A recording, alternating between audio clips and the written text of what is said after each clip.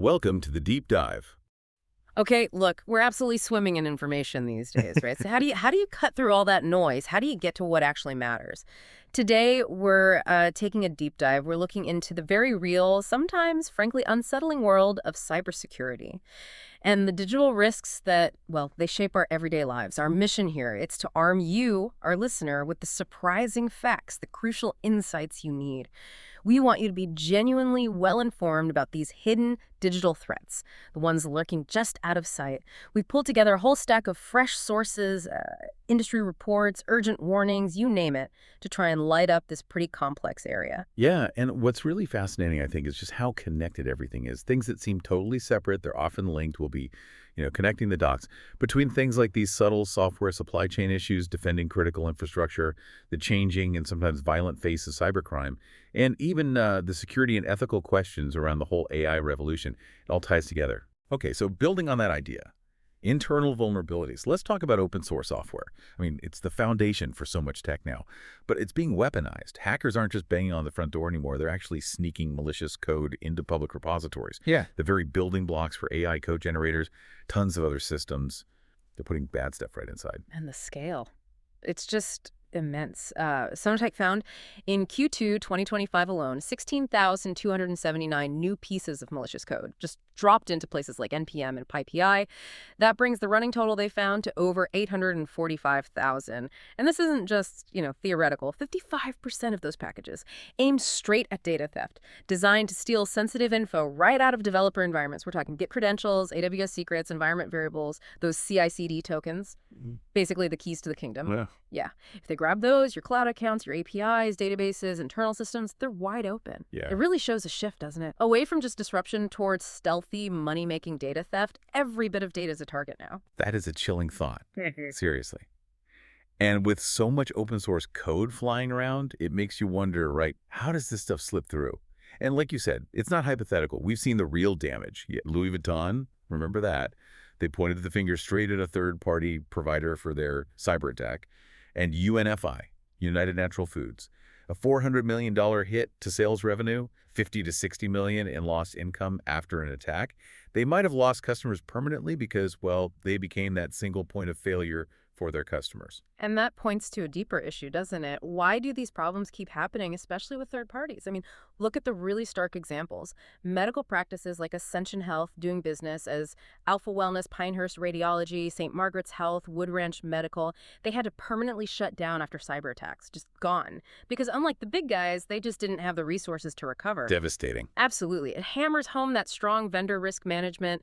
It's not just a nice to have, it's essential because you're still on the hook when your supplier gets hit. And even at the highest levels, government, defense, we see some concerning trends with trusting outsiders. Microsoft, for instance, they got caught using Chinese engineers on sensitive, high-impact Department of Defense systems. We're talking impact level 4 and 5 stuff. And the U.S. engineers assigned, basically babysit them. They admitted, look, we're trusting they're not doing anything malicious, but honestly, we can't really tell. Microsoft only stopped after it became public, after they got outed. And there's no proof they've stopped using any foreign engineers for these systems. Often the reason given is just cheaper labor. Really makes you question how deep the commitment to security actually runs sometimes. It really does. It shines a light on what looks like a systemic leadership vacuum in really critical security roles. It underscores this dangerous gap between how important we say national security is and how much we actually invest in qualified people and rigorous oversight. Keeping your systems safe is super important as businesses rely more and more on digital systems, and that's where turnkey cybersecurity can really help. Yeah, we're here to help small businesses just like yours make sure they're safe and sound in this crazy world of cybersecurity. And we offer a whole suite of services specifically tailored for you. So that's ensuring CMMC compliance and doing penetration testing. We also run vulnerability scans, and we can help you develop a comprehensive risk assessment. And it doesn't stop there, right? No, it doesn't. We handle incident response, should the unfortunate happen, and we guide you through migrations like GCC.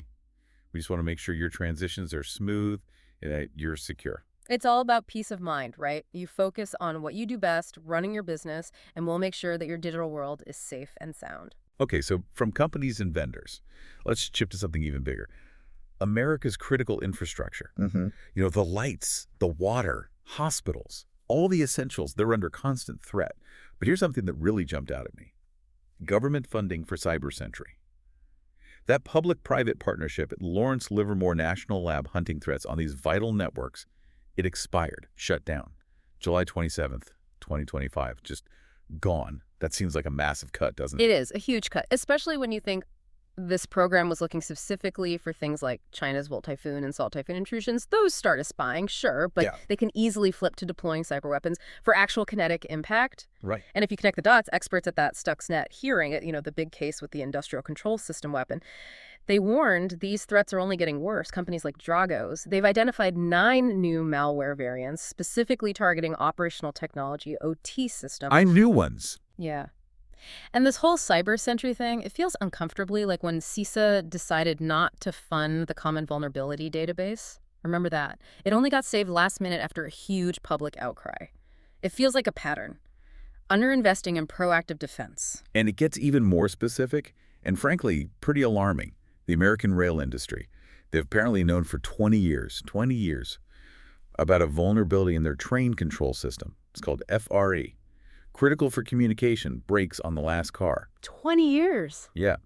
And apparently, with about $100 in parts, a hacker could potentially derail trains, freight, and passenger. Oh, wow. The Department of Transportation knew. But they sided with the industry, basically, to avoid a really costly fix for 25,000 systems. Now that it's public knowledge, now they say they'll fix it. But, how long is that going to take? What's the risk right now? Yeah, which raises another critical point. What about the foundational software that's still being built, right now? There's apparently a whopper of a bug that's the word being used in Windows Server 2025. It's an architectural problem, no current fix. It lets hackers generate passwords for every managed service account across an entire Active Directory forest and create backdoors. Oh, great. Yeah, so if you're thinking about moving to Server 2025 anytime soon, you might want to hit the pause button. It's kind of like finding out your brand new house was built on quicksand. Not ideal. Okay, so if that's the big picture, infrastructure, enterprise software, what's this mean for, individuals, for you listening? The FBI just put out this really chilling warning about a group called the COM, loosely organized, apparently expanded now to thousands of people. Started with English-speaking minors, but now involved in just a huge range of crimes. Yeah, and it's not just your typical ransomware stuff. The FBI calls it a full-service criminal syndicate. They're involved in swatting, extortion especially of minors, child sexual abuse material, CSAM, denial of service attacks, SIM swapping, crypto theft. The works. They use minors, apparently hoping for lighter sentences. They have subgroups, affiliates like Scattered Spider. An MGM hack group. That's them. They fight amongst themselves over money, brag online about what they've stolen. It's basically organized crime, just gone digital, and with a terrifyingly wide reach. It's disturbing to hear how they operate, like the mafia, you said, Yeah. using kidnapping, torture, threats against family members, even using guns in attacks. Their extortion department mainly targets kids, threatening to dox them, swat them, threatening violence, often girls. And there's an offshoot, 764, that specifically focuses on grooming minors, manipulating them into producing CSAM. The level of depravity and the sheer organization, it's just shocking. And if you look at the money side of things, crypto thieves, they've stolen over $2 billion in the first 6 months of this year alone. $2 billion. Yeah, more than all of last year combined. And North Korea is apparently the biggest beneficiary, using it to fund the government. A lot of people just don't realize how, terrible the security often is in the crypto world, and the lack of insurance. It leaves people incredibly vulnerable. We saw that with the Seychelles commercial bank hack. That data was up for sale almost immediately, probably used for blackmail. It just shows the digital Wild West is still very much alive and very, very profitable for the bad guys. Right. And speaking of new frontiers, let's talk AI, the intersection of AI and cybersecurity. AI is everywhere now, but how secure is it? Researchers found something pretty startling. Nearly all of the, almost 2,000 model context protocol servers, MCP servers, the backbone for agentic AI. Right, the AIs that act on their own. Exactly. Those exposed to the internet, almost none require authentication or access controls. They tested 119 of them. Not a single one needed authentication, just to ask for a list of its functions, what it could do. Yeah.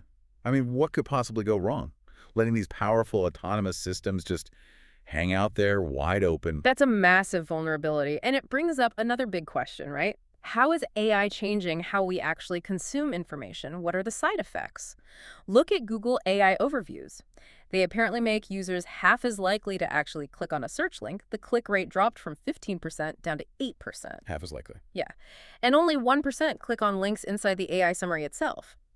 But get this, Google apparently charges websites when its AI bot crawls them to steal data for those summaries. So Google makes money while the original source loses traffic. It's a really complex shift in how information flows online. Huh. And for developers, Yeah. the ones hoping AI would be this magic productivity booster, there was a study. For experienced developers working on code they already knew, AI actually increased their development time by 19%. Increased it. Increased it. So, yeah, maybe not the silver bullet everyone thought it was, at least not yet, or not for everything. And beyond the tech side, we're seeing legal and ethical challenges pop up everywhere, like the Colorado AI Act. Starts next February. It regulates high-risk AI, think hiring, firing decisions, potential $20,000 violations per incident. Okay. But what's maybe even more concerning, seeing companies sneak clauses into their terms of service, saying they have the right to feed your uploads into their AI training and create derivative works from it. One company got caught, faced huge public backlash, and quickly reversed course. But it just shows the kind of aggressive data grabs that are happening, often pretty ethically questionable. And maybe the most chilling example, these Nudify apps, the ones that digitally remove clothes from photos, they're apparently being used by teenage boys to harass girls, create fake explicit images. Horrible. It is. And the really alarming part, companies like Amazon, Google, credit card companies, they're profiting from these apps, processing payments, hosting them. It points to this profits over safety mentality. There's a new take it down law trying to address it, but the financial incentive to let these things exist, it's still incredibly strong. It forces you to confront how easily technology, even simple tech, can be twisted for harm. Which kind of brings us back to leadership, doesn't it? And accountability across the board. I mean, you reflect on some of the decisions, like the Department of Homeland Security putting a 22-year-old gardener, zero relevant experience, in charge of a domestic terror fighting unit. Yeah, I saw that. It points to a serious lack of leadership, or maybe judgment, in incredibly critical roles. And speaking of critical roles and funding, look at this paradox. So the DoD got a $250 million annual bonus for cyber in the new tax bill. Sounds like a lot, right? But it's only 0.03% of their total budget. And it's a tiny fraction, 0.002% of last year's global cybercrime losses, which were estimated at $9.5 trillion.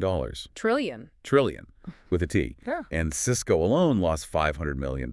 So the DoD is actually still down $250 million in cyber funding compared to last year. Wow. It really highlights this buy cheap mentality for critical systems. Instead of maybe investing in Buy America, focusing on quality, on security, it feels like we're constantly playing catch up and doing it on the cheap. And the pressure is definitely building on the people at the very top. You saw Mark Zuckerberg and Sheryl Sandberg having to testify, right?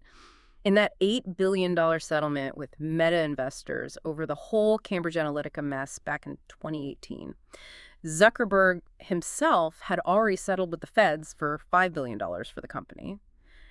But the investors, they were after money they felt he had personally cost them, plus interest. Right. Personal liability. Exactly. The sheer scale of the legal fallout, the PR nightmare, it just shows the intense pressure senior leaders face when these things blow up, especially when it hits the bottom line. Well, we've certainly covered a lot of ground today, quite a journey. From, hidden malicious code buried in software, critical infrastructure teetering on the edge, to organized crime groups using kids, the ethical minefield of AI, and these broader questions about leadership and funding. It's clear the digital world is just this incredibly complex web. Yeah. Full of threats, full of challenges. Yeah, and what's consistently fascinating, or maybe alarming, is how often these problems trace back to the same root causes. Systemic issues, a fundamental lack of solid security practices, a mindset that puts profit ahead of safety way too often, or just, a critical failure of oversight, a lack of accountability. This digital arms race, it's escalating fast. And the front lines are everywhere now, targeting developers, targeting critical infrastructure operators, and targeting even the most vulnerable people in our society. So as you navigate your own digital world, maybe something to think about is this. In an era where the very foundations of our tech, our society, are under attack, such varied, sophisticated attacks, what responsibility do we have as individuals? To demand better, to recognize the risks, and to actively protect what really matters.